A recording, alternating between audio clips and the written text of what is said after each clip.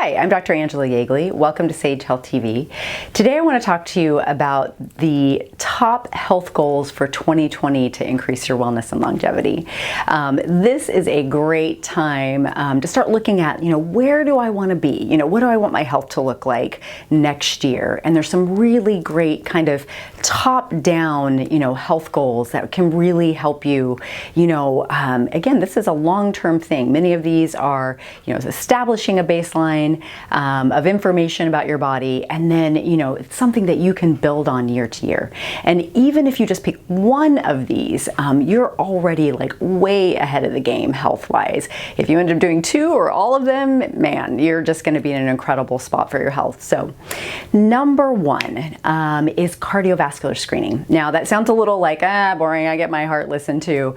Well, actually we can really dive deep on this one. So first I'd start with a very specialized cholesterol panel called adding in lipoprotein particle levels. It sounds kind of space agey, but it's really simple. It can be added onto your regular panel, and it gives us so much information about inflammation in your arteries.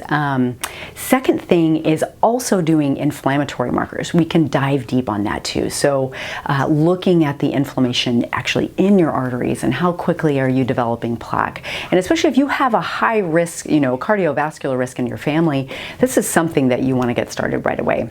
The last part of the cardio is doing a preventative cardio, it's a carotid artery, abdominal ultrasound.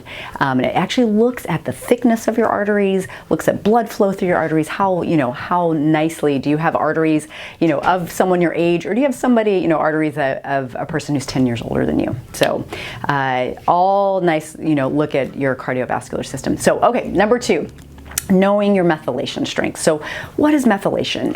It's the biochemical process that helps you with detoxification and making energy. So there are ways we can look at this. There are panels that we actually measure like homocysteine, or we get into the genetics. That's Ancestry.com, 23andMe, and then you get it converted at strategene.org for their medical report. So I really love this piece because again, it gives us that baseline of nutrient need and how well or how poorly are you detoxifying, and then we can make adjustments.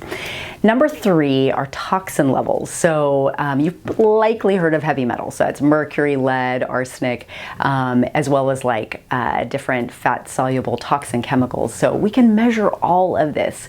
So say if you've had exposure, you have mercury fillings, you used to live in a lead house, we can actually get baselines on those, like what are living in the storage of your body, along with other types of heavy metals. So there was this great trial by the National Institute of Health. It was a 12-year study of chelating lead or removing lead from people's bodies, and their goal was to look at cardiovascular risk. Not only did they see a significant, very significant decreased risk of stroke and heart attack, but they also saw significantly risk of all cancers and developing autoimmune disease. So if you're looking for something that's really going to shift your health, especially if you have high risk in those areas, this is an area that I would suggest you concentrate on. Fourth one, you probably have heard this a lot, but really getting to know your gut in 2020. So we're now starting to really understand that the microbiome has so much of an impact on every aspect of your health. So there are studies now that link it with, gut, what we call dysbiosis or imbalance, with autism, Parkinson's, type 2 diabetes, depression. So again, if you're at risk of these things, or if you have a gut disorder, if you have IBS or something on, Crohn's, you really need to, let's bring you in, get a specialized test. Let's see what's growing in your gut. Do you have parasites? Do you have pathogenic or bad bacteria?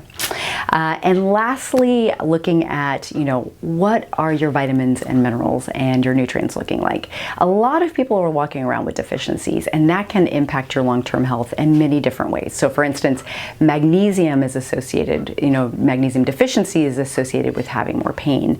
Decreased B vitamins are associated with having fatigue or chronic fatigue. So there's a great way, there's a panel we use a lot called NutriVal. that really looks at its pages worth of all of these measurements that really helps to guide us through the year. And it doesn't mean you have to take supplements, it just means you can adjust with food or other, maybe some small changes.